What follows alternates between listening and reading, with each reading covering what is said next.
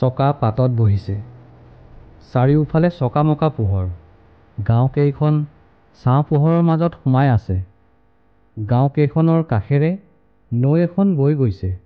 দক্ষিণ ফালৰ পৰা পোনে পোনে কিছুদূৰ বৈ নৈখন পূবলৈ গতি কৰিছে। নৈখনক এতিয়া স্পষ্ট ৰেখাৰ দৰে দেখি। নৈৰ মাথাউৰিৰে গাঁওখনৰ মানুহ ওলোৱা সোমোৱা বাট। কিছু দূৰৰ চহৰখন পাবলৈ হ'লে নৈ পাৰ হ'ব লাগে। গাঁওবোৰৰ পিছফালে বাৰী আৰু বাৰীৰ শেষত খেতিপথাৰ। খেতিপথাৰ দক্ষিণ পূব আৰু উত্তৰ দিশ বিয়পি আছে। উত্তৰৰ দিগন্ত ৰেখা মনিব নোৱাৰি। পথাৰ আৰু পথাৰ। চহৰলৈ যোৱা দলংখনৰ বিপৰীতে বহল এলেকা এটা জলাভূমি। পশ্চিমৰ আকাশত ৰঙা ৰঙৰ কিছু আঁচোৰ এতিয়াও জিলিকি আছে। ছাঁ পোহৰৰ ৰঙা ৰঙৰ আভাস, সেউজীয়া গছ-গছনি সকলো মিলি ৰহস্যময় পৰিৱেশ সৃষ্টি হৈছে। আকাশেদি উৰি যোৱা চৰাই জাকবোৰ ছাঁ যেন লাগিছে। পথাৰৰ পৰা উলটি অহা গাই গৰু আৰু মানুহক ছায়ামূৰ্তি যেন দেখাইছে। ঘনচিৰিকাক লৈ সৰু এই কিতাপখনে পাঠকৰ সমাদৰ পোৱাত আমি নিঃসন্দেহে আনন্দিত হৈছোঁ। কোন লিখকেনেও আনন্দিত নহ'ব এনেকুৱা সঁহাৰি পালে। পাঠক সমালোচক সকলৰো, পাঠকৰ লগতে সমালোচক সকলৰো গুৰুত্ব কিতাপখনে পাইছে আৰু সেই সমালোচনাসমূহত সাহিত্যৰ বিভিন্ন দিশ, বিশেষকৈ পৰিৱেশ সাহিত্যৰ বিভিন্ন দিশৰ বিষয়ে আলোচিত হৈছে আৰু সেইটো আমাৰ বাবেও বহু নতুন নতুন কথা, ময়ো নতুন নতুন কথা সেই সমালোচনাৰ পৰা শিকিছোঁ। আৰু এই সমালোচকসকলে বৰ সুন্দৰকৈ কিতাপখনৰ গুৰুত্ব পাঠকৰ কাষলৈ কঢ়িয়াই নিয়াত সহায় কৰিছে। নিৰুপমা বৰগোহাঁই বাইদেৱে কিতাপখন পঢ়ি কৰা মন্তব্যই আমাক চুই গৈছে। তেওঁৰ অনুভৱ অন্য ধৰণৰ। শ্ৰদ্ধাৰ নিৰুপমা বৰগোহাঁই বাইদেৱে হেমন্ত বৰ্মনৰ বাঁহ বিচাৰি এজাক চৰাই কিতাপখনৰ সন্দৰ্ভত এইদৰে কয়। সাংবাদিক সুলেখক হেমন্ত বৰ্মনে অলপতে বাঁহ বিচাৰি এজাক চৰাই নামেৰে এখন কিতাপ লিখি উলিয়াইছে। কিতাপখন তেওঁ মোলৈ উৎসৰ্গা কৰিছে। ব্যতিক্ৰমী চিন্তাধাৰাৰে ঘনচিৰিকা চৰাইৰ বিষয়ে বহুতো তথ্য সংগ্ৰহ কৰি সেই চৰাইবোৰক নায়ক নায়িকাৰ পৰা আৰম্ভ কৰি অন্য চৰিত্ৰ চিত্ৰণেৰে তেওঁ এখন অভিনৱ ধৰণৰ কিতাপ লিখিছে। হেমন্তইতো জনা নাছিল মোৰ ঘনচিৰিকাৰ লগত কি সম্পৰ্ক। মই পুৱাৰ চাহকাপ আমাৰ ঘৰৰ দক্ষিণমুখী বাৰাণ্ডাত বহি খাওঁ। মোৰ তেতিয়া সংগী হয়হি এজাক ঘনচিৰিকা চৰাই আৰু কেইটামান পৰুৱা। এখন সৰু মেজত এটা পাত্ৰত চাউল মজুত থাকেই আৰু এনেকৈয়ে মোৰ ঘনচিৰিকাৰ লগত এটা সম্পৰ্ক আজিলৈকে বৰ্তি আছে। সমালোচক অধ্যাপক আনন্দ বৰমুদৈ, অধ্যাপক দীপকজ্যোতি বৰুৱা আৰু অধ্যাপক প্ৰদীপ্ত বৰগোহাঁয়ে কিতাপখনৰ বিষয়ে মনজ্ঞ আলোচনা আগবঢ়াইছে। সাংবাদিক সাহিত্যিক হেমন্ত বৰ্মনৰ বাঁহ বিচাৰি এজাক চৰাই উপন্যাসখন পোনতে স্বাধীন কাকতৰ এটা বসন্ত সংখ্যাত প্ৰকাশ পাইছিল 2014 চনত। সেইফালৰ পৰা এই উপন্যাসখনেই অসমীয়া সাহিত্যত যে প্ৰকৃতি লেখন বা পৰিৱেশতান্ত্ৰিক দৃষ্টিকোণৰ পৰা লেখা প্ৰথম উপন্যাস। পয়েটিক লেংগুৱেজ কৈছে তেওঁ, যদি মানে কাব্যিক ভাষা বা কবিতাৰ ভাষাই বা কবিতাৰ চিত্ৰকল্প বা প্ৰতীকী ব্যঞ্জনাই তাক মানে আৰু ঘনত্ব প্ৰদান কৰিছে বা সংক্ষিপ্তকৰণত সহায় কৰিছে। তাৰ এটা উদাহৰণ এনেকৈ কেইটামান উদাহৰণ মই কিতাপখনৰ পৰাই কৈ দিছোঁ। এটা হৈছে, এঠাইত লিখিছে মানে 36 পৃষ্ঠাতে আছে, কণী ফুটি পোৱালি ওলাল, চকু মুঠ খোৱা, ঠোঁটৰ ৰং হালধীয়া, তিনিওটা পোৱালি মৰম লগা। এই যে ইমান চুটি চুটি বাক্য, কেইটামান শব্দৰ মাত্ৰ চুটি চুটি বাক্যই তেওঁ তাৰমানে তাত যিখিনি মানে পয়েটিক ইমেজ এটা তৈয়াৰ কৰি দিছে। এই যে যেন পাঠকে যেন গৈ দেখাই পাইছে ঘনচিৰিকাটোৰ বাঁহটোত অকণি পোৱালিকেইটা ওলাইছে হালধীয়া ঠোঁটৰ, এই যিটো মানে গ্ৰাফিক তাৰ যিটো বৰ্ণনা, কাব্যিক এই কবিতাই মানে তেওঁৰ গোটেই নেৰেটিভটো বৃত্তান্তটোক মানে এক ধৰণৰ চুম্বকত্ব আৰু সংক্ষিপ্ততা প্ৰদান কৰিছে যিটো পাঠকৰ ফালৰ পৰা এইটো মানে আমি আমাৰ প্ৰশংসাযোগ্য এই যে প্ৰকৃতিলৈ যিবোৰ পৰিৱৰ্তন আহিছে বিশেষকৈ মানে চৰাই জীৱনলৈ ঘনচিৰিকাৰ জীৱনলৈ ভাবুকি আহিছে যেনে ক'ৰবাত মানে এইবোৰ টাৱাৰবিলাকৰ পৰাতো ভাবুকি আহিছে ক'ৰবাত আৰু তেনেকৈ ইণ্ডাষ্ট্ৰিয়েলাইজেশ্যনৰ কাৰণে সিহঁতৰ থকা ঠাই বা সিহঁতৰ খাদ্যৰ মানে সংকটত পৰিছে এই প্ৰসংগত যিটো মানে ডেজাৰ্টিফিকেশ্যন যিটো আজিকালি নেচাৰ ৰাইটিঙে কৈ থাকে এনভাইৰনমেণ্টেলিজিমৰ ফালৰ পৰা এই ডেজাৰ্টিফিকেশ্যনৰ এটা বৰ্ণনা এনেকুৱা মৰুভূমিকৰণৰ এটা বৰ্ণনা এনেকুৱা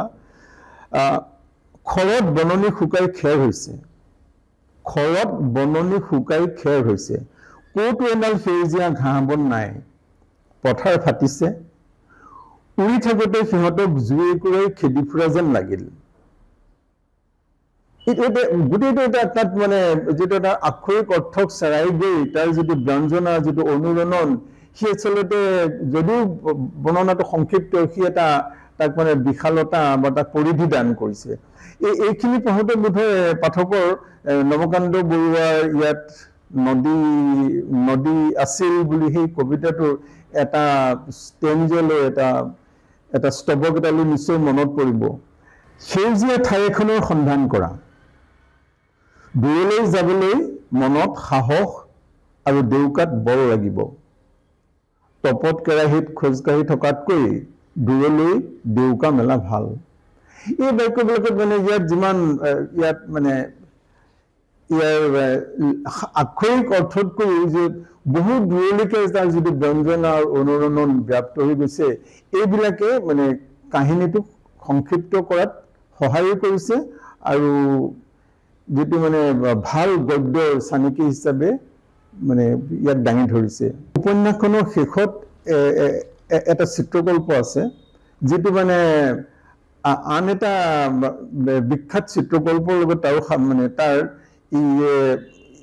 এটা জগাই তুলিব পাৰে এইটো এনেকুৱা শেষত উপন্যাসখনৰ শেষত কৈছে হেজাৰৰো অধিক ঘৰ চিৰিকা চোতাল এৰি আকাশমুখী হ'ল আকাশেদি মেলি থোৱা বিশাল এখন চাদৰ উৰি ভাহি গৈ থাকিল এইটো পঢ়াৰ লগে লগে নিশ্চয় পাঠকৰ কিটছৰ এটা বিখ্যাত কবিতা ওড টু অটমৰ যদি শেষ ষ্টেঞ্জাটো সেই ষ্টেঞ্জাটোলৈ নিশ্চয় মনত পৰিব পাৰে কিন্তু ইয়াত এইবিলাকে যে তেওঁ যদিও দেখাত মানে এটা গতানুগতিক যিটো আমাৰ উপন্যাসৰ যিটো নেৰেটিভ বৃত্তান্তৰ যিটো ৰীতি শৈলী সেইটোতে লিখিছে যদিও তাত কবিতাই তেওঁ সহায় কৰিছে আৰু তেওঁ বিস্তৰ তথ্য আচলতে গোটাইছে ঘনচিৰিকা সম্পৰ্কে বিস্তৰ তথ্যৰো তেওঁ অধ্যয়ন কৰিছে আৰু নিজে ফিল্ড ষ্টাডিও কৰিছে গতিকে কিতাপ পঢ়াৰ পৰা বা ফিল্ড ষ্টাডিৰ পৰা নিজৰ কিছুমান অবজাৰভেশ্যন এইখিনি কিতাপখন পঢ়িলেই চকুত পৰে এই যেনেকৈ ঘনচিৰিকাজনী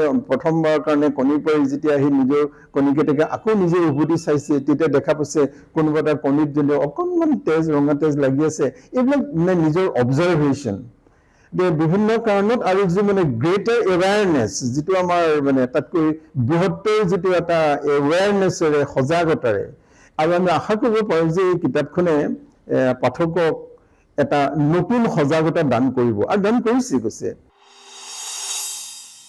এসময়ৰ প্ৰখ্যাত সমাজতত্ত্ববিদ তথা লেখক মিনু মাছানীয়ে তেখেতৰ আৱাৰ গ্ৰয়িং হিউমেন ফেমিলি শীৰ্ষক গ্ৰন্থত অভিজ্ঞতামূলক ভিত্তিৰ অৰ্থাৎ এম্পিৰিকেল নলেজৰ জৰিয়তে প্ৰমাণ কৰি দেখুৱাইছিল যে সুসংগঠিত আৰু কোহেচিভ সামাজিক জীৱনৰ প্ৰবৃত্তি অৰ্থাৎ ইনষ্টিংক্টৰ গুণেই এই পৃথিৱীত কেতবোৰ প্ৰাণীয়ে এতিয়ালৈকে জীয়াই থাকিবলৈ সক্ষম হৈছে আৰু যিসমূহ প্ৰাণীৰ এনেধৰণৰ প্ৰবৃত্তিৰ অভাৱ ঘটিছিল তেনেবোৰ প্ৰাণীৰ অস্তিত্ব ইয়াৰ পৰা উক্ত কাৰণতে ক্ৰমাৎ নিচ্ছিন্ন হৈ গৈছে গ্ৰন্থখনিত প্ৰকৃতিৰ সৈতে প্ৰাণীৰ এডাপ্টেবিলিটিৰ অৰ্থাৎ সগোত্ৰীকৰণৰ প্ৰসংগটো মাছানীদেৱে সুন্দৰকৈ ব্যাখ্যা তথা বিশ্লেষণ কৰি দেখুৱাইছিল এই কথাখিনিৰ ভিত্তিটো হেমন্ত বৰ্মনৰ বাঁহ বিচাৰি এজাক চৰাই উপন্যাসখনিৰ উদ্দেশ্য ধৰ্মিতাটোক উপলব্ধি কৰাৰ থল আছে চৰাই বা যিকোনো প্ৰাণীৰে প্ৰবৃত্তিগত জ্ঞান বুদ্ধি অৰ্থাৎ নেচাৰেল উইজডম থাকে আৰু ইয়েই উক্ত প্ৰাণীসমূহৰ অস্তিত্বৰ নিশ্চিতকৰণত মূল ভূমিকা গ্ৰহণ কৰে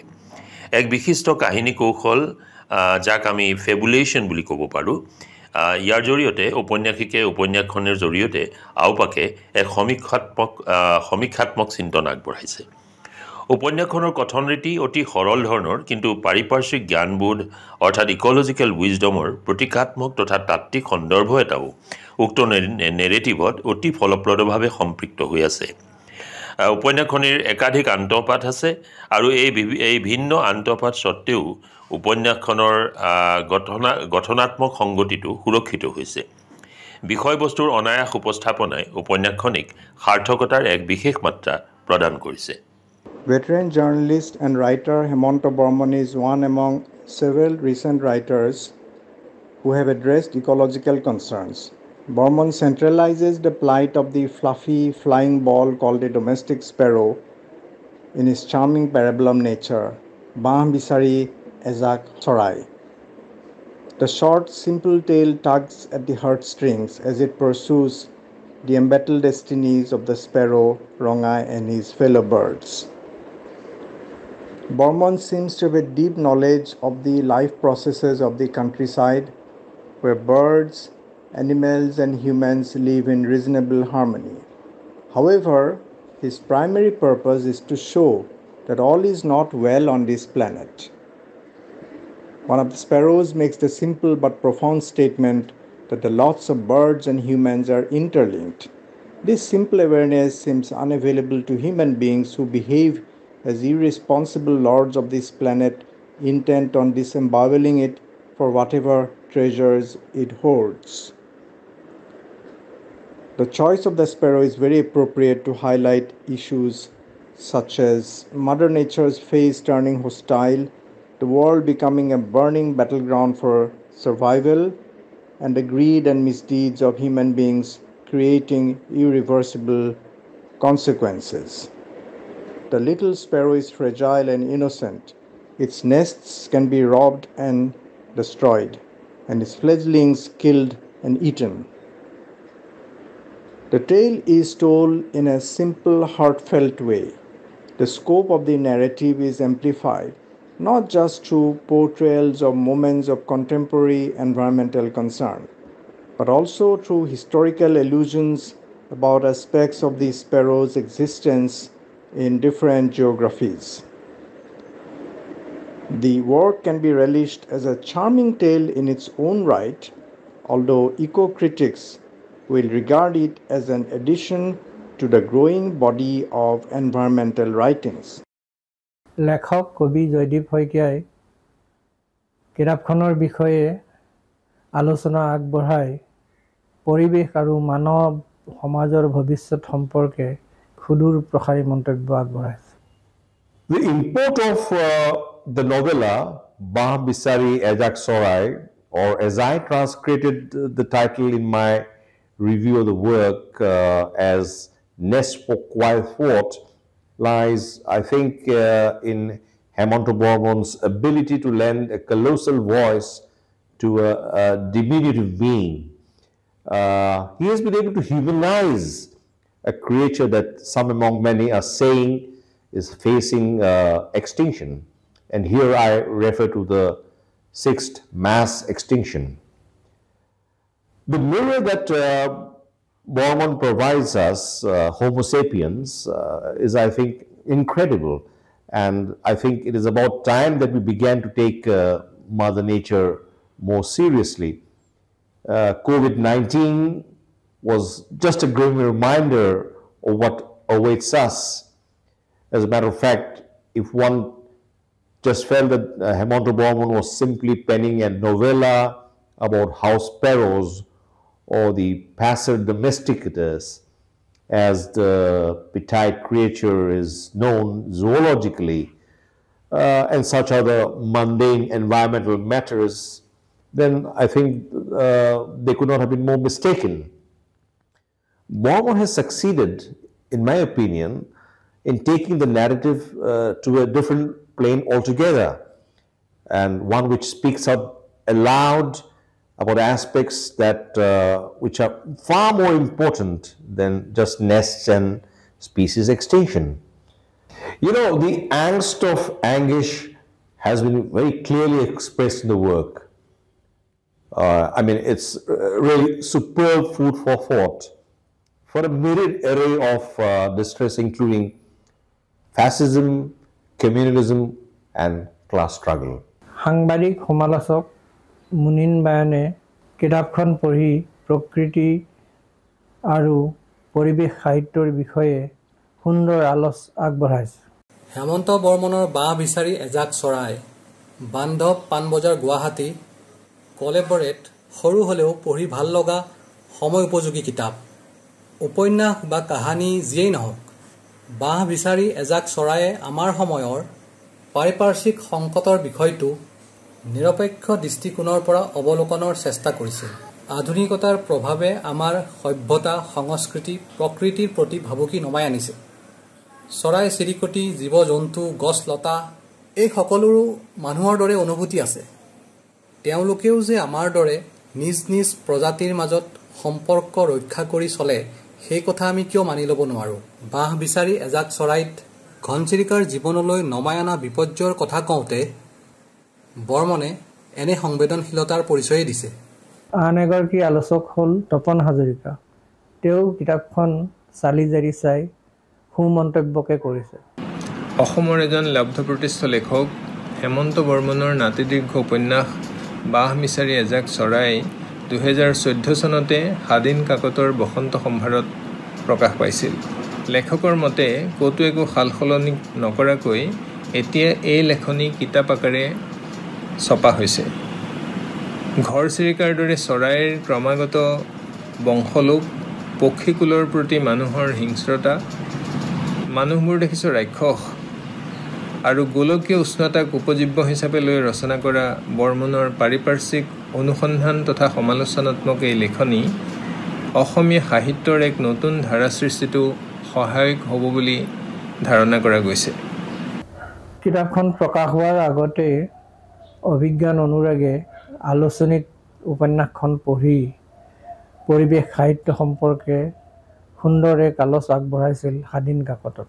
বাঁহ বিচাৰি এজাক চৰাই পুথিখনৰ বিষয়ে নিবন্ধকাৰ সমালোচক অভিজ্ঞান অনুৰাগে এনেদৰে কয়। হেমন্ত বৰ্মনে এই সাহিত্যকৰ্মৰ যোগেদি প্ৰচুৰ কল্পনা শক্তিৰ পৰিচয় দিয়াৰ উপৰি এজন পক্ষীবিদ হিচাপেও ওলাই অহা বুলি ক'ব পাৰি।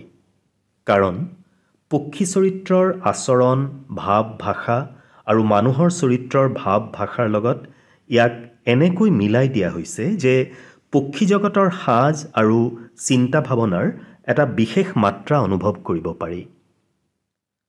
পক্ষী জগতৰ প্ৰাত্যহিকতা আৰু সিহঁতৰ বাক অক্ষমতাত সোমাই থাকিব পৰা বহুখিনি ক'বলগীয়াৰ প্ৰসংগত লেখকৰ কল্পনা আৰু অনুধাৱন তীক্ষ্ণতৰ নহ'লে বাঁহ বিচাৰি এজাক চৰাইৰ দৰে সাহিত্যকৰ্মৰ সাজ আৰু জুমুঠি সৃষ্টি কৰা সহজ কাম নহয়।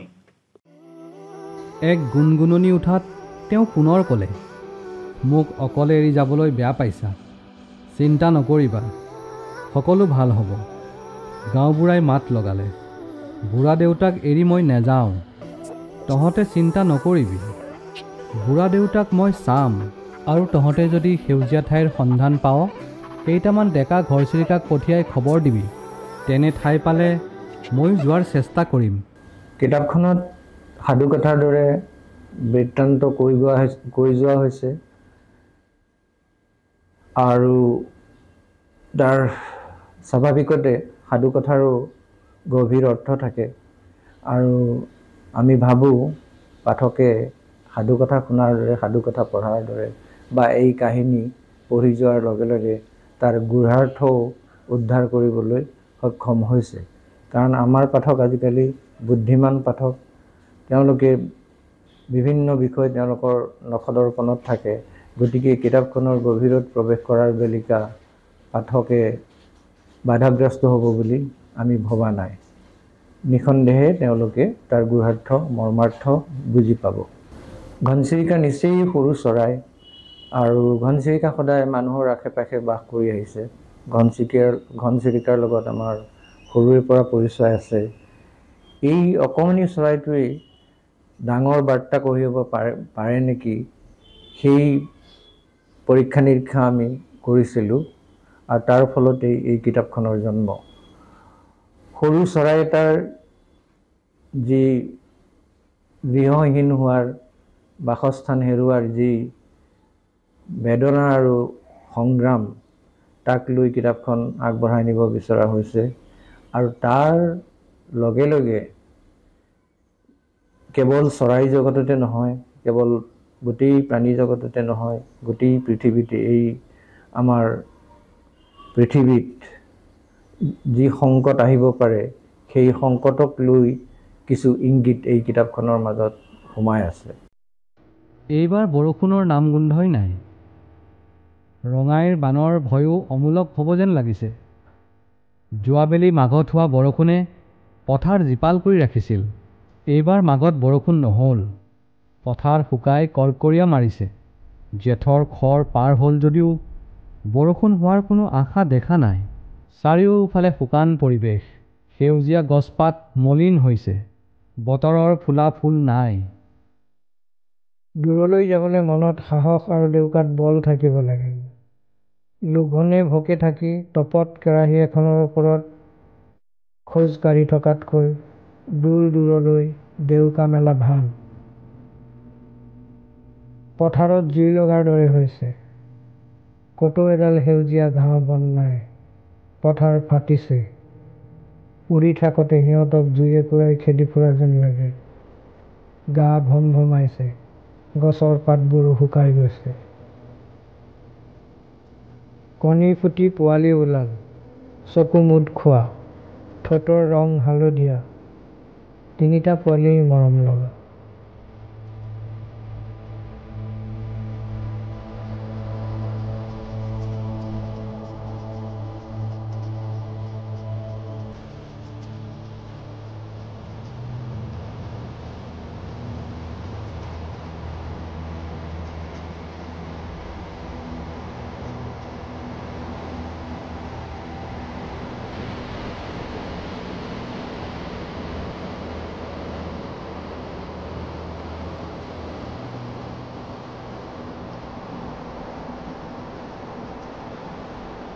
আন এটা পথ হ'ল সেউজীয়া ঠাই এখনৰ সন্ধান কৰা।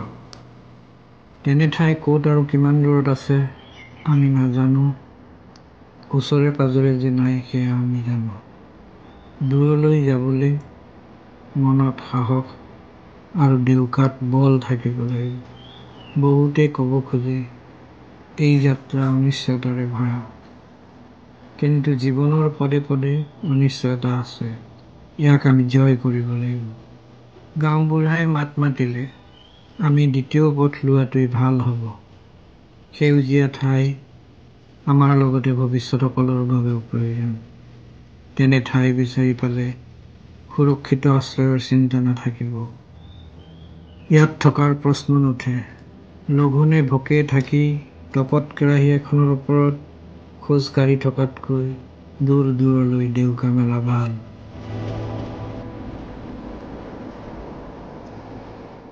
নিয়ম ভাঙিবলৈ মনৰ বল লাগিব, সাহস লাগিব, লাগিব নিষ্ঠা। আমাৰ ডেকাসকলৰ সকলো আছে। তেওঁলোকে পাৰিব। মাথো 46 পৃষ্ঠাৰ এখনি প্ৰাণী আখ্যান। ইতৰ প্ৰাণী লৈ পেলাই ধৰক সাধু ইত্যাদি এইবিলাক হৈছে, কিন্তু আপুনি ঔপন্যাসিকা এখনি লিখিলে। এনেকুৱা ধৰণৰ এটা কনচেপ্ট আপোনাৰ মনলৈ কেনেকৈ আহিল? এইটো হ'ল 3 দশক আগৰ কথা। হয়। অসমীয়া আলোচনী এখনত অসমত ঘনচিৰিকা নোহোৱা হোৱাৰ বিষয়ে এটা প্ৰবন্ধ ওলাইছিল। হয়। প্ৰবন্ধ বা নিবন্ধ যি কয়। আৰু সেই সময়ত পৃথিৱীজুৰি এটা হৈছেও লাগিছিল যে ঘনচিৰিকা নোহোৱা হ'বলৈ লৈছে। অসমতো সেই একেটা ধৰণৰ কথা হৈছিলে। বিভিন্ন চিঠি পত্ৰ ওলাইছিলে। কথাটোৱে মোক ভবাই তুলিলে যে মই অকণমান জানোচোন, কাৰণ সৰুৰে পৰাতো ঘনচিৰিকাৰ লগতে ডাঙৰ হৈছে। তাৰপিছত মই বিচাৰ খোচাৰ কৰিবলৈ ল'লোঁ, ক'ত কি তথ্য পোৱা যায় নাযায়। এনেকৈ 10-12 বছৰ সময় মোৰ গুচি গ'ল।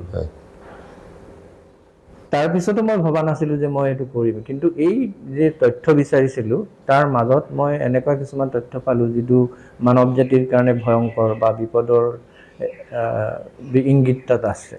সেই কথাবোৰ বহু বছৰ পাগুলি থকাৰ পিছত হঠাৎ ভাবিলোঁ যে মই যিখিনি সমল গোটালোঁ সেইখিনিৰে মই প্ৰবন্ধ নিবন্ধ কিবা লিখিব পাৰোঁ, কিন্তু তাতকৈ মই উপন্যাস বা উপন্যাসিকা এখনেই নিলিখোঁ কিয়। সেইটো ধাৰণাৰ পৰাই মই এই বিষয়টোলৈ সোমাই গৈছিলোঁ। উপন্যাসখনি আপোনাৰ উপন্যাসখনি প্ৰকাশ পোৱাৰ লগে লগে আমি লক্ষ্য কৰিছোঁ যে যথেষ্ট গ্ৰন্থ সমীক্ষা হৈছে আপোনাৰ উপন্যাসখনৰ ওপৰত। আৰু মোৰতো এনেকুৱা অনুভৱ হৈছে যে আগতে ধৰক প্ৰকাশ পোৱা উপন্যাসৰ ওপৰত বা গল্প উপন্যাসৰ ওপৰত ইমান লগে লগে ইমানখিনি প্ৰতিক্ৰিয়া আচলতে হোৱা নাছিলে, যেনেকুৱা ধৰণে আপোনাৰ উপন্যাসখনে যিটো সঁহাৰি লাভ কৰিছে সমীক্ষকৰ ফালৰ পৰা। আপোনাৰ কি অনুভৱ? এই সমীক্ষাসমূহৰ পৰা নিঃসন্দেহে মই নিজেও উপকৃত হৈছোঁ, আৰু এইটো বহুমুখী আলোচনাৰ এটা বাট বা সমালোচনাৰ এটা বাট মুকলি হৈছে, কাৰণ ভিন্নজনৰ ভিন্ন মত ইয়াত প্ৰকাশ পাইছে, বিশেষকৈ প্ৰকৃতি, পৰিৱেশ, সমাজ, জীৱন, এই গোটেইবোৰক লৈ হৈছে। কিন্তু এই সমীক্ষাৰ কাৰণটো মই অনুমান কৰোঁ যে বিষয়বস্তুৰ বৈচিত্ৰ্যটোৰ কাৰণেই বোধ হয় সমীক্ষকসকলো আগ্ৰহী হৈছে এইটো কিতাপখনক ব্যতিক্ৰমী ধৰণৰ যিহেতু হ'ল সেইটো এটা কাৰণ হ'ব পাৰিছে। মই তেনেকুৱা ধৰণৰ বুলি ভাবোঁ, কাৰণ ঘনচিৰিকাক লৈ এনেকৈ কোনো কথা হোৱা নাই বোধ হয়। এতিয়া উপন্যাসখনিৰ উদ্দেশ্য ধৰ্মিতালৈ আকৌ ঘূৰি আহিছোঁ। মানে ধৰক মই ভাবোঁ তাতে সামাজিক ন্যায় আৰু গণতন্ত্ৰ সেই সম্পৰ্কটো আপুনি পৰোক্ষভাৱে হ'লেও কিছু মত প্ৰকাশ কৰিব খুজিছে। যেনেকৈ ধৰক আমি কিছুমান বস্তু নাই পোৱা বুলি আমি অভিযোগ বা অনুযোগ আমি তুলি থাকোঁ, কিন্তু আমি নিজেই সংগঠিত নহওঁ। কিন্তু আমি দেখিছোঁ যে ঘৰচিৰিকাখিনি সংগঠিত হৈছে তেওঁলোকৰ সেই সমস্যা সমাধান কৰিবৰ কাৰণে, আৰু এই ক্ষেত্ৰত তেওঁৰ যিটো ট্ৰেডিশ্যনেল উইজডম সেই উইজডমৰো সহায় লৈছে। এই ধৰণৰ কথাবিলাক তাত আছে, আপুনি অকণমান সেইটো ব্যাখ্যা কৰিব নেকি? মানুহ আৰু প্ৰাণী জগতৰ ভিন্নতা নিশ্চয় আছে। আৰু মই বিভিন্ন গাঁও ভূঁই ঘূৰি ফুৰি দেখিছোঁ যে এতিয়াও মানে জনজাতীয় অঞ্চলত এই উইজডমটো আছে। সকলো লগ হৈ কিবা এটা হ'লেই লগ হৈ কাম কৰিবলৈ আগবাঢ়ি আহে, বা তেওঁলোকৰ তাত বাহিৰে উপায়ো নাথাকে, কাৰণ তেওঁলোকক সহায় কৰিবলৈ আন কোনো নাথাকে। গতিকে তেওঁলোকে এই যিটো ট্ৰেডিশ্যনেলি বা পৰম্পৰাগতভাৱে চলি অহা জ্ঞান বুদ্ধি সকলোখিনি তেওঁলোকে কামত লগাব বিচাৰে।